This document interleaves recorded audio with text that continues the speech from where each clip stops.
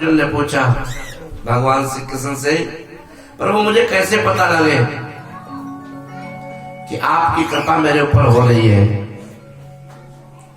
कन्हैया ने कहा, जब घाटे पे घाटा होने लगे ना, तब जानो मेरी कृपा हो रही। जब घाटे पे घाटा होने लगे और अपने सगे संबंधी धुतकारने लगे, तब समझो मेरी कृपा हो रही। अर्जुन बोले, प्रभु ये कैसी कृपा हो रही? बोले, हम ऐसे ही कृपा करते हैं। मेरे टेढ़े टांग वाले ठाकुर जी के सब काम टेढ़े हैं। भगवान के वचन है भागवत में, जिस पे मैं कृपा करता हूँ उसका धन धीरे धीरे हरण करना चालू कर देता हूँ। बोले, ये कौन सा तरीका है कृपा करने का? भगवान कहते हैं करना पड़ता है, धीरे धीरे करना पड़ता है। यदि एकदम मैंने लक्ष्मी का हरण कर लिया तो अटैक पड़ जाएगा, इसलिए धीरे धीरे करता हूँ। कभी कुम्हार को बर्तन बनाते देखा है? कुम्हार जब बर्तन बनाता है तो थपकी मारता है सीधा करने के लिए, और फूटने देता नहीं और खोट पहने नहीं देता। ये काम है ठाकुर जी का, यही काम है गुरुजनों का। शिशु कुम्हार गुरु कुम्हार शिशु कुंभ है, गड़ गड़ काड़े खोट, अंदर हाथ सहाय दे और बाहर मारे चोट। जब जीवन में गुरु आते ना, हमारे गुरु भगवान की ओर मोड़ते हैं। जंगल में तमाम पत्थर पड़े होते हैं, मूर्ति बनाने वाला एक पत्थर उठा के लाता है उसमें से, और धीरे धीरे चोट मारता है पत्थर पे, और धीरे धीरे चोट मार करके उसकी मूर्ति बना देता है। और वो मूर्ति किसी मंदिर में पधरा दी जाती है। करोड़ों लोग उस मूर्ति के आगे मत्था झुकाते हैं, अपनी अपनी अरदास करते हैं। जिस दिन बच्चे बुजुर्गों की बात मानना शुरू करेंगे, उस दिन बच्चे कामयाब हो जाएंगे।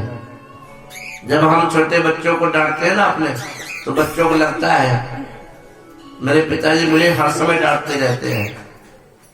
हाँ, इसलिए नहीं डांटते क्योंकि माता पिता को लगता है मेरा बेटा कामयाब हो, है ना, कोई उंगली न उठाए हमारे बच्चे पे। इसलिए जिस दिन बच्चे बुजुर्गों की बात मानना शुरू कर देंगे, कामयाब हो जाएंगे। अब अगर वही मूर्ति बनाने वाला जब पत्थर पे मारता है हथौड़ी और पत्थर टूट गया, बिखर गया, तो बेकार हो जाएगा। जिसका बच्चा 15 साल से 25 साल तक सही चल गया, आगे सारी उम्र सही रहेगी। 15 साल से 25 साल के बीच में जो ऐब लगना होता है लग जाता है। बोलो राधे राधे। इसका मतलब ये नहीं है कि ठाकुर जी सब चौपट कर देते हैं। प्रभु क्या करना चाहते हैं उनका तात्पर्य ठीक से समझो। अरे भगवान के भक्त है अम्बरीश। अम्बरीश 24 घंटा भगवान का भजन करते हैं। तो जब अम्बरीश 24 घंटा भगवान का भजन करते हैं तो भगवान ने देखा, अरे तो मेरा भक्त 24 घंटा भगवान का भजन करता है, इसको टाइम नहीं खाने तक का भी, तो अपना सुदर्शन चक्र और लगा दिया रक्षा के लिए, इनकी राज्य की रक्षा करो। एक बार दुर्वासा ऋषि ने सोचा मैं आज चल के देखता हूं कि सच में अम्बरीश की रक्षा सुदर्शन चक्र करता है क्या। तो वहां चोरी करने पहुंच गए और सुदर्शन चक्र पीछे पड़ गया और ब्रह्मा विष्णु महेश सबके पास गए, लेकिन किसी ने शरण नहीं दी। भगवान ने कहा हम तो भक्तों के अधीन है, अगर तुम्हें अपनी जान प्यारी है तो अम्बरीश के पास जाना पड़ेगा। और अम्बरीश के पास गए दुर्वासा ऋषि, तब जाकर के सुदर्शन चक्र शांत हुआ। बोलो राधे राधे। आज जब भगवान अपनी ओर आकर्षित करने लगते हैं और जब हम जगत से छूट करके भगवान की शरण में जाते हैं तो हमारी प्रतिष्ठा और सम्मान हमें प्राप्त होता है। महाभारत में देखें, एक ब्राह्मण अपने घर के बाहर बैठा है।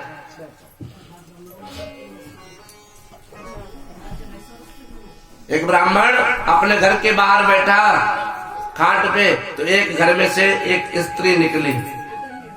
बोले तुम कौन हो? बोले मैं लक्ष्मी हूँ। अच्छा, कहाँ जा रही हो? लक्ष्मी जी ने कहा तुम इतना को तुम्हारे पास सब कुछ है और तुम 1 रुपया दान नहीं करते कभी। इतनी लक्ष्मी होने के बाद तुम कभी दान नहीं करते, इसलिए मैं तुम्हारे घर से जा रही हूँ। ब्राह्मण ने कहा जाओ। थोड़ी देर बाद एक पुरुष निकला। ब्राह्मण ने पूछा तुम कौन हो? बोले लक्ष्मी चली गई, मैं हूँ दान। जब लक्ष्मी थी तुम्हारे पास तब तुमने कभी दान नहीं किया, और जब अब लक्ष्मी चली गई तो मैं तुम्हारे घर में क्या करूंगा? उसे भी जाने दिया। थोड़ी देर बाद एक पुरुष और निकला। बोले तुम कौन हो? बोले मैं तप। लक्ष्मी चली गई, दान चला गया, तप चला गया, और थोड़ी देर के बाद एक पुरुष और निकला, उसका नाम था सत्य। ब्राह्मण ने पूछा तुम कौन हो? बोले मैं सत्य। और ब्राह्मण खाट पे से उठा और सत्य के चरणों में गिर पड़ा। बोले मैंने लक्ष्मी को जाने दिया, रोका नहीं। दान को जाने दिया, रोका नहीं। तप को जाने दिया, रोका नहीं। सदाचार को जाने दिया, रोका नहीं। लेकिन मैंने किसी भी परिस्थिति में सत्य को नहीं छोड़ा, और मैं तुम्हें जाने नहीं दूंगा। जहाँ सत्य होता है वहाँ लक्ष्मी, सदाचार, दान, तप सब अपने आप चले आते हैं। राधे राधे। हो करहु सदा तीन की रखवारी, करहु सदा तीन की रखवारी, करहु सदा तीन की रखवारी, करहु सदा तीन की रखवारी। जिमेरा खैबा लखमा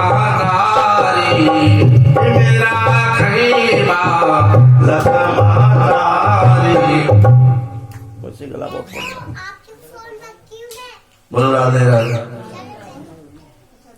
तो भगवान अपने भक्तों की रक्षा उस प्रकार करते हैं जैसे माँ अपने बच्चे की करती है। जब छोटा सा बच्चा होता है ना, आप लोगों को ज्यादा पता होगा, छोटा सा बच्चा 5 दिन का बच्चा होता है ना, और माँ जब दूध पिलाती है बच्चे को तो बार बार नाक में उंगली लगा के देखती रहती है, कभी दूध ज्यादा ना चला जाए, इसकी सांस रुक जाए, है ना, इसलिए बार बार देखती रहती है। जिम राखे बालक महतारी, जैसे माँ अपने बच्चे का ध्यान रखती है, भगवान कहते हैं वैसे ही मैं भी अपने भक्तों का ध्यान रखता हूँ। और जिसने सब कुछ होते हुए दान नहीं किया तो बैठे हैं राहु और केतु, हाँ, भजन नहीं करते, उन्हें परेशान करते हैं, और फिर दौड़ के आते हैं पंडित जी क्या बताओ बच्चे की जन्मपति देखो। पंडित ने कहा आप तो राहु केतु को पाठ करने पड़ेंगे, हाँ 10,000 लगेंगे। जब तक सही सलामत था तब तो किया नहीं, बाद में तो करना ही पड़ेगा। बोलो राधे राधे। हवन कराओ, पूजा कराओ, पाठ करो, प्रवचन कराओ, भागवत की कथा कराओ, राजी राजी कराए नहीं तो बाद में कराना ही पड़ेगा।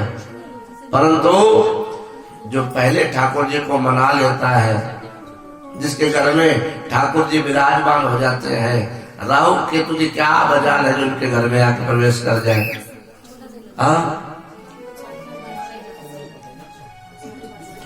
जो ठाकुर जी की पूजा करता है अपने घर में, उनके ऊपर राहु केतु अपना प्रभाव नहीं डालते। पता क्यों? कि वो सूर्य भगवान के ससुर हैं। बोलो राधे राधे। ससुर अपने दामाद का कभी बुरा नहीं चाहता। और शनि मंगल बुध सूर्य, शनि मंगल बुध चंद्रमा, ये सब भगवान के साले हैं। बोलो राधे राधे। साला भी अपने बहनों का बुरा नहीं चाहता। आजकल चाहता तो पता नहीं। गुरु चाहे बृहस्पति का हो या गुरु चाहे देवताओं का हो चाहे दैत्यों का, गुरु की इच्छा होती है कि मेरा चेला मेरे से ज्यादा नाम कमाए।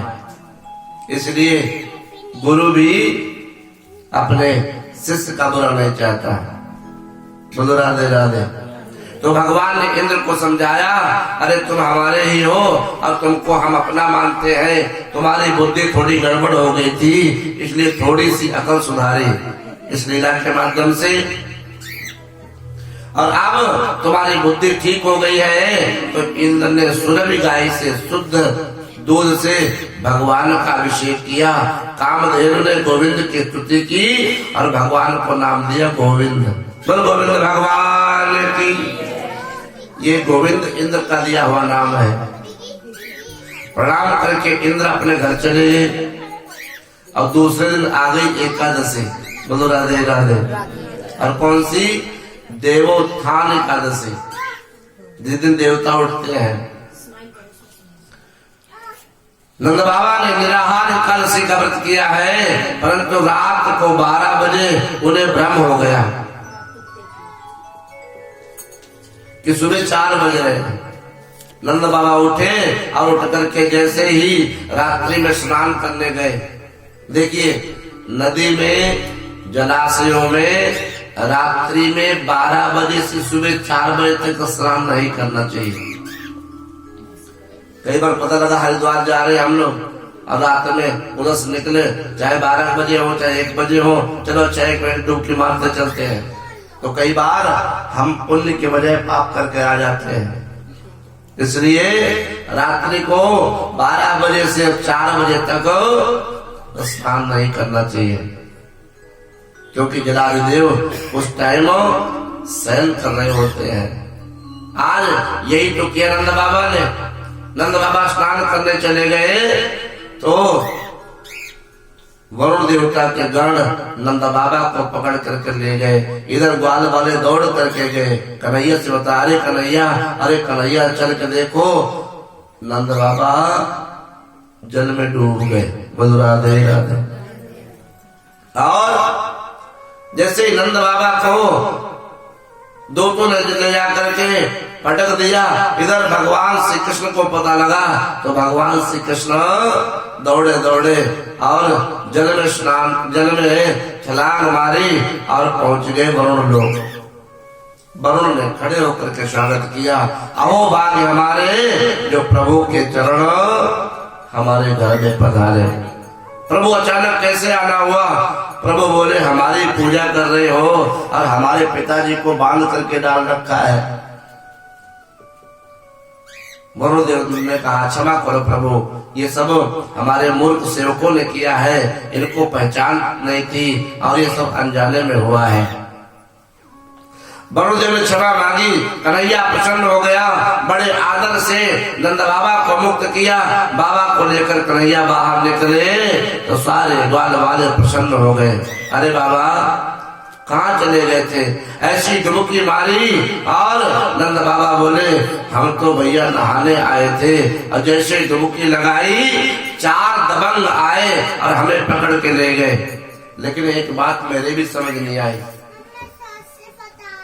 थोड़ी देर के बाद न जाने कहां से वहां कन्हैया पहुंच गया और वरुण ने, अरे सभी देवताओं ने कन्हैया का बड़ा स्वागत किया। कोई फूल चढ़ा रहा है, कोई फल चढ़ा रहा है, कोई पैर दबा रहा है, और मेरे कन्हैया की न जाने कौन सी रिश्तेदारी है। मेरे लाला के देखते ही सब जाके पावन में गिर गए। बड़े सिंहासन में जाकर के बिठाया और मेरी विडंबना हो रही थी और मेरे कन्हैया की पूजा हो रही थी। ग्वाले बोले, अब नंद बाबा अब तो पक्का मुझे विश्वास हो गया कि ये कन्हैया जो है ना ये भगवान ही है। मुझे पक्का विश्वास हो गया। इसलिए चारों तरफ ब्रज में लाला की जय जयकार हो रही है और नंद बाबा के पास सभी ग्वाले वाले बता गए पहुंचे और ग्वाल वाले बोले बाबा सच्ची बताओ ये तुम्हारे लाला है क्या? कन्हैया से कहा अरे कन्हैया बताओ अगर तुम भगवान हो तो बताओ। भगवान ने सोचा अगर मैंने बता दिया मैं भगवान हूं तो किसी खिड़की में मुझे बिठा दिया जाएगा और भगवान श्री कृष्ण ने कहा अगर मैं भगवान हूं भी तो तुम्हें क्या मतलब है, क्या कहना चाहते हो? ग्वाल बाबू ने कहा मुझे और कोई दिक्कत नहीं है, अगर तू भगवान है तो बने रहो, लेकिन मेरी बस एक इच्छा है। बोले क्या? बोले हमें एक बार बैकुंठ देखना है। बोलो राधे राधे। हम लोगों की इच्छा होती है ना एक बार अमेरिका घूमे जावे हवाई जहाज में बैठ के, है ना? बोलो राधे राधे। इसलिए ग्वाल बाबू ने कहा अगर तू भगवान है तो बना रहे, लेकिन मेरी इच्छा है एक बार हम लोग बैकुंठ देख आए। भगवान श्री कृष्ण ने कहा अगर मैं भगवान हूँ या नहीं हूँ उसे छोड़ो, यदि तुम्हें बैकुंठ देखना है तो हम सब तुमको सबको बैकुंठ दिखा के लाऊंगा। चलो भाई, सबको लेकर के ब्राह्मण कुंड में पहुंचे और ब्राह्मण कुंड को दिखाया भगवान ने। अब जिसे बैकुंठ देखना है वह इसमें सीधे कूद जाए। बोलो राधे राधे। वो सारा इसमें ब्राह्मण कुंड में कूद जाओ और एक दूसरे का हाथ पकड़ लिया ग्वाल वालों ने। अरे कन्हैया क्या कह रहा है? इस ब्राह्मण कुंड में कूद के हम बैकुंठ पहुंच जाएंगे? बोले हाँ हाँ कन्हैया ने कहा बिल्कुल पहुंच जाओगे। तो किसी ने कहा अरे कन्हैया हम पहुंच तो जाएंगे, वापस भी आएंगे कि नहीं? कन्हैया ने कहा अगर हम लेके जाएंगे तो तुम्हें वापस भी लेके आएंगे। बोलो राधे राधे। और जब लाला ने कहा हम तुम्हें लेके जाएंगे तो वापस लेके भी आएंगे, तो उसी प्रकार दमादम करके सब ब्रह्म कुंड में कूद गए। बोलो राधे राधे। और ब्रह्म कुंड में कूदे तो बैकुंठ लोक में निकले। उधर दिव्यलोक का दर्शन हुआ और सर्वदेव प्रक्षालय भगवान के पार्षद सभी चतुर्भुज रूपधारी है, दिव्य आभा प्रभा है। और ब्रजवासी देख करके देखते रह गए, अरे भगवान हम तो सच में बैकुंठ आए गए।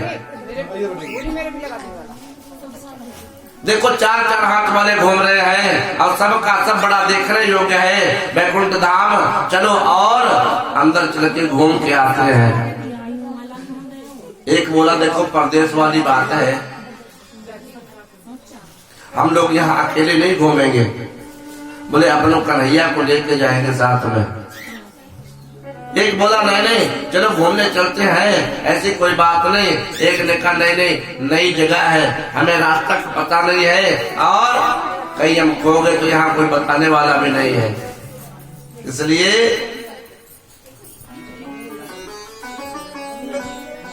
ग्वालों ने कहा हम तो कन्हैया के साथ ही चलेंगे। बोले चलो कन्हैया के साथ चलते हैं।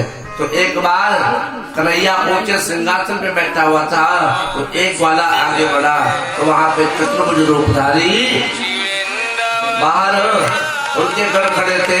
तो उसने कहा अरे भैया राम राम। अब जैसे ही कहा राम राम, एकदम सेवक ने मुंह पे हाथ रख लिया। बड़े खबरदार अगर राम राम कहा तो। बोलो राधे राधे। खबरदार अगर राम राम कहा तो।